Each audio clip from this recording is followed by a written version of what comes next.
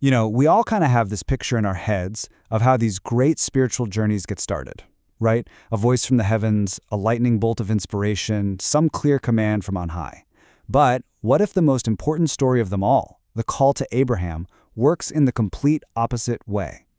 What if the divine call wasn't the beginning at all, but was actually a response?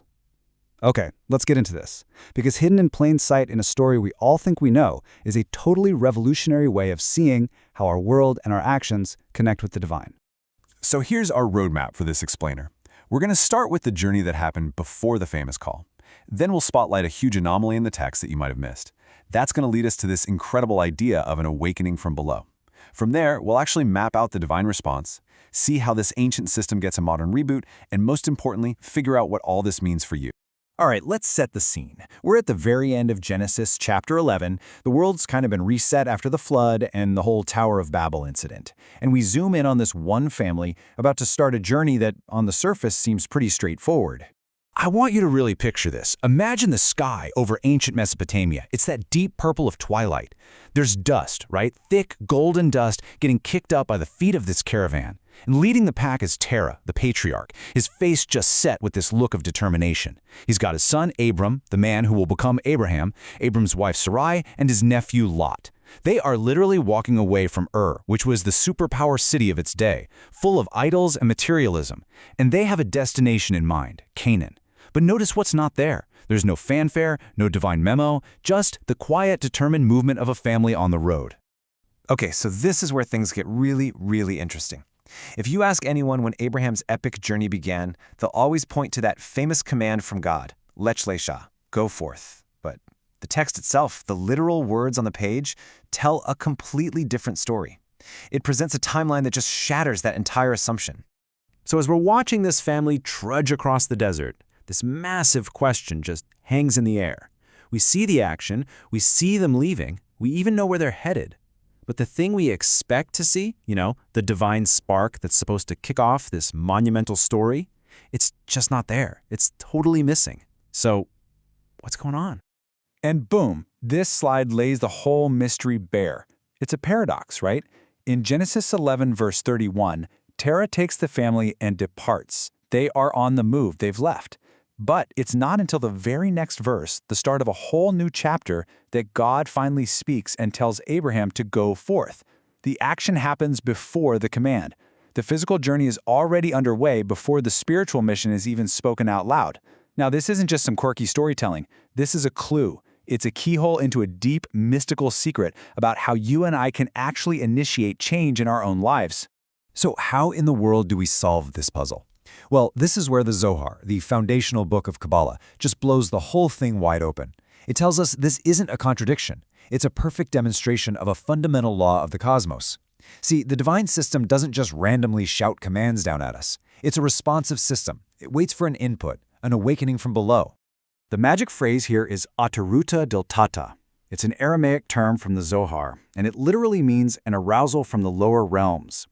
The Zohar explains that our actions, our choices, even our quietest desires don't just stay here. They send a signal upward.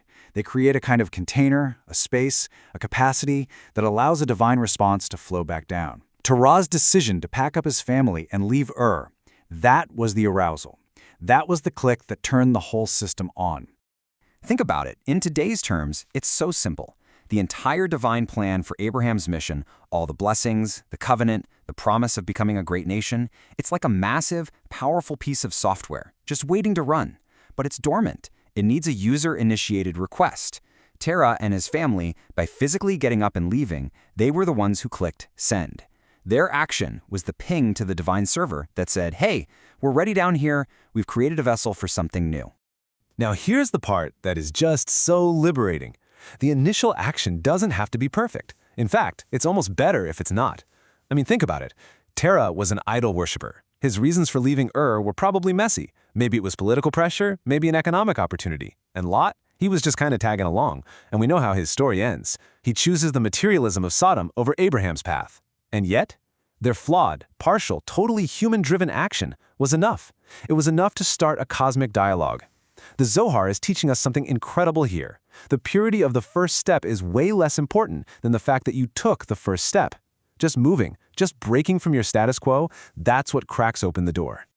Okay, so if the family's imperfect journey was the signal, how exactly did the divine system receive it and process it? This is where Kabbalah gets super granular, mapping the entire flow through the Sephirot, the 10 divine emanations that are basically the blueprint of all reality. The Zohar uses this beautiful analogy of a candle flame. Think about it. The physical journey, the caravan kicking up dust, that happens down here in our world. That's Malchut, the kingdom. It's like the dark, physical base of the candle's wick. But it's that dark base, that physical action, that opens a channel upwards, which is Yesod, the foundation. This allows the energy, the signal, to rise. It gets received and balanced in the spiritual core, Tiferet, harmony.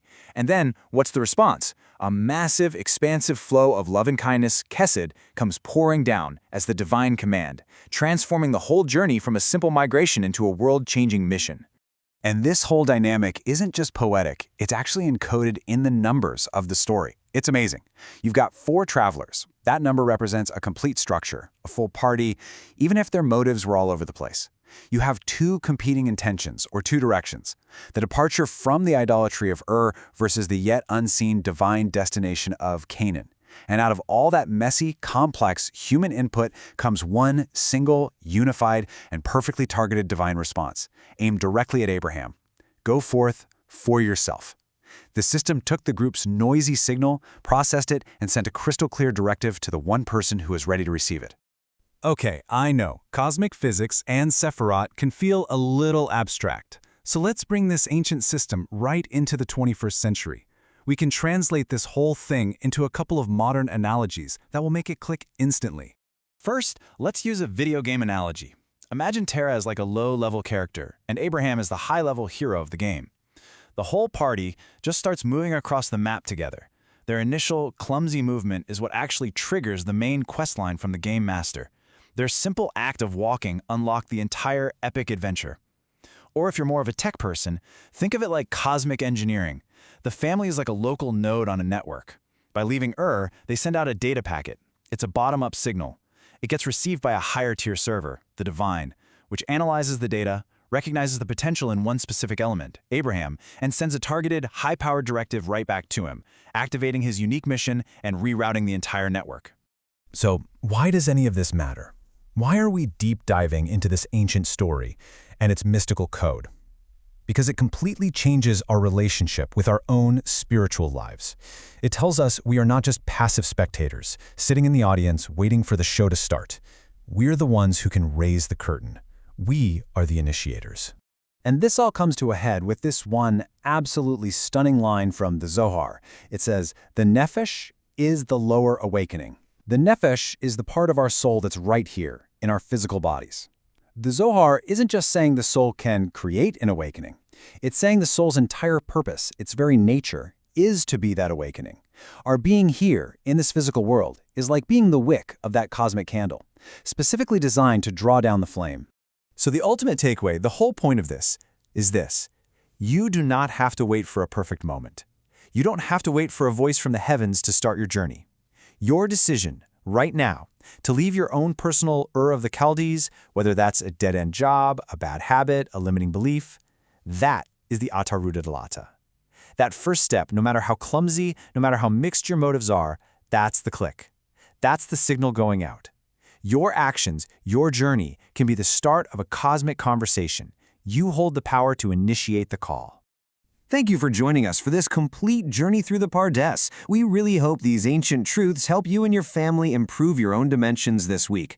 If you enjoyed this full chapter deep dive, please do like, subscribe, and share which part of the journey touched your soul in the comments. We'll see you in the next chapter.